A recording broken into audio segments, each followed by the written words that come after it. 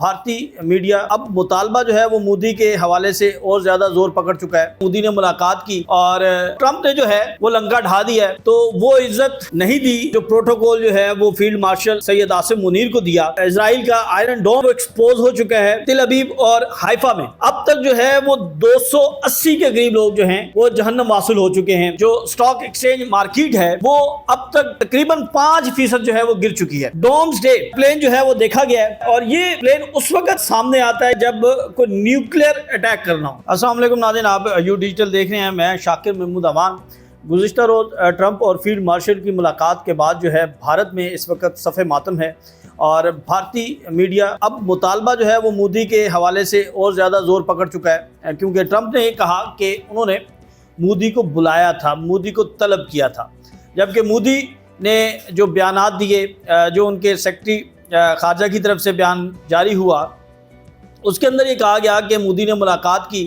اور اس دوران جو ہے وہ گفتگو ہوئی۔ اب ٹرمپ نے جو ہے وہ لنکا ڈھا دیا ہے اور جب لنکا ڈھائی تو ٹرمپ نے کہا کہ مودی کو میں نے بلایا تھا۔ اب مودی کو بلایا تو وہ عزت نہیں دی جس طرح جو پروٹوکول جو ہے وہ فیلڈ مارشل سید عاصم منیر کو دیا،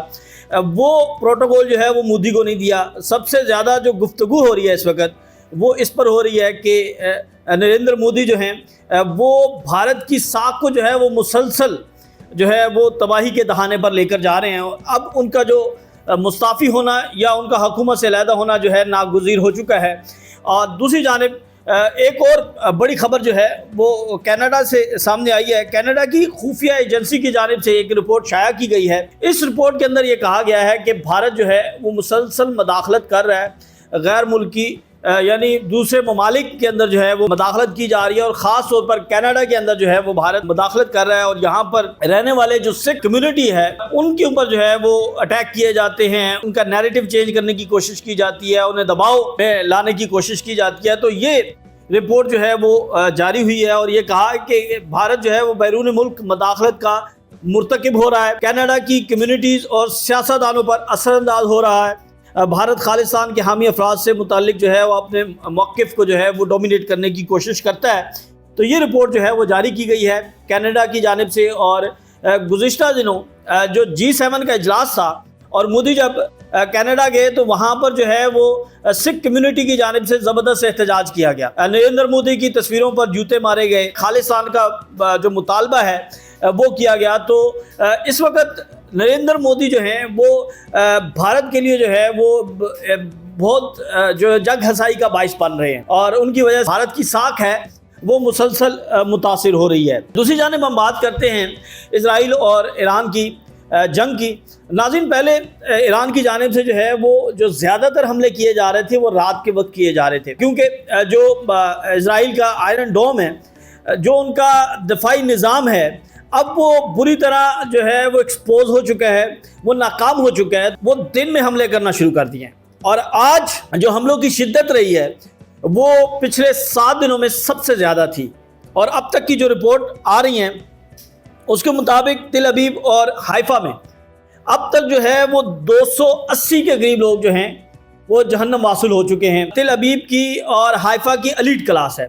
اور اس کے بعد جو اسرائیل کے اندر جو احتجاج کیے جا رہے ہیں، جب اسرائیل نے کہا کہ وہ ایک سٹاک ایکسچینج کو کھولنے جا رہے ہیں، اپنی ایکٹیویٹیز دوبارہ جو ہے شروع کرنے جا رہے ہیں، ایران کا جو مزائل تھے وہ ان کی سٹاک ایکسچینج پر جا کر گرے ہیں، اور اس کے بعد جو صورتحال ہے وہ تو سب کے سامنے آ چکی ہے، ویڈیوز آ چکی ہیں۔ لیکن جو اسرائیل کو سب سے بڑا نقصان ہوا وہ یہ بتایا جا رہا ہے کہ اب تک کی رپورٹ کے مطابق 475 ارب سے زائد کا نقصان ہوا ہے، 475 ارب ڈالر سے زائد کا نقصان جو ہوا ہے وہ صرف سٹاک ایکسچینج پر حملے کے باعث ہوا ہے، اور جو سٹاک ایکسچینج مارکیٹ ہے وہ اب تک تقریباً 5% جو ہے وہ گر چکی ہے۔ یہ رپورٹ کیا جا رہا ہے اور بتایا جا رہا ہے کہ اسرائیل کو اتنا زیادہ نقصان جو ہے وہ تاریخ میں کبھی نہیں ہوا، اتنی زیادہ کیجویلٹیز تاریخ میں کبھی نہیں ہوئی، اتنا زیادہ جو تباہی ہے وہ اسرائیل میں کبھی نہیں ہوئی۔ اور ہمیشہ سے ایک نیریٹو دیا جاتا تھا کہ یہ انبیٹیبل کنٹری ہے، اس کی طرف کوئی دیکھ نہیں سکتا،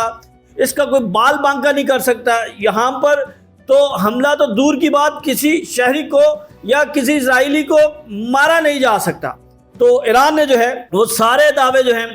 وہ غلط ثابت کر دیے ہیں، اور پھر الجزیرہ کی جانب سے ویڈیو شائع کی گئی، اور جب وہ لائیو کوریج کر رہے تھے تو ان کے اوپر پابندی لگا دی۔ اب لائیو کوریج پر مکمل پابندی لگا دی گئی ہے، یعنی جو ان کا نیشنل میڈیا ہے اس کو بھی اجازت نہیں ہے، اور انٹرنیشنل میڈیا کے اوپر بھی جو ہے وہ پابندی لگا دی گئی ہے۔ اور اب آج جو الجزیرہ کی جانب سے ایک ویڈیو جاری کی گئی ہے، اس ویڈیو کے اندر بڑا واضح طور پر دیکھا جا سکتا ہے کہ کس طرح آسمان پر جو ہے میزائل آ رہے ہیں اور گر رہے ہیں۔ یہ ساری فوٹیجز جو ہیں وہ سامنے آ رہی ہیں۔ جو ان کا دفاعی نظام ہے وہ اتنی بری طرح ایکسپوز ہوا ہے کہ وہ کسی بھی میزائل کو روکنے میں ناکام ہو رہا ہے، اور جبکہ ایران سے اسرائیل تک اتنا لمبا طویل سفر کر کے یہ تمام جو میزائل ہیں وہاں پر پہنچتے ہیں، اور اس کے بعد درست نشانہ جو ہے وہ ملا رہے ہیں۔ دوسری جانب ناظرین، اب امریکہ کا جو اخبار ہے وہ یہ دعویٰ کر رہا ہے کہ ڈونلڈ ٹرمپ وہ ایران کے معاملے میں مداخلت شروع کر رہی ہے یا مداخلت کرنے کا فیصلہ کر لیا ہے۔ اب اس کی تردید جو ہے وہ برطانوی میڈیا کر رہا ہے، اور ٹرمپ کی جانب سے بھی ٹویٹ کی گئی ہے، اور اس نے کہا ہے کہ میں ایران کے بارے میں جو سوچ رہا ہوں امریکن اخبار ہے وہ نہیں جانتا۔ اب اس کے برعکس ہے، کیونکہ برطانوی میڈیا جو ہے وہ تردید کر رہا ہے، اور ڈونلڈ ٹرمپ نے جو ہے اس کے اوپر ٹویٹ بھی کر دی، لیکن اس کے برعکس ابھی جو لیٹسٹ خبر آئی ہے تازہ ترین کہ واشنگٹن ڈی سی میں جو ہے ڈومز ڈے یہ پلین جو ہے وہ دیکھا گیا ہے، اور اسے صدارتی جہاز کہا جاتا ہے، اور یہ پلین اس وقت سامنے آتا ہے جب کوئی نیوکلیئر اٹیک کرنا ہو۔ تو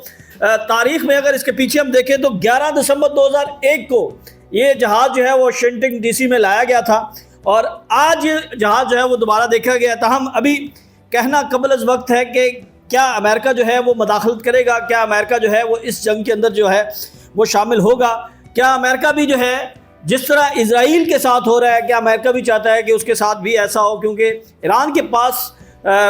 جو ایک سوچ تھی اس سے بھی زیادہ ایران کے پاس میزائل ہیں۔ بتایا جا رہا ہے کہ ہزاروں کی تعداد میں میزائل ہیں، اور ایران جو ہے وہ اگلے کئی مہینوں تک یہ جنگ جو ہے وہ جاری رکھ سکتا ہے۔ کل آپ سے دوبارہ ملاقات ہوگی، تب تک کے لیے اجازت دیں، اللہ حافظ۔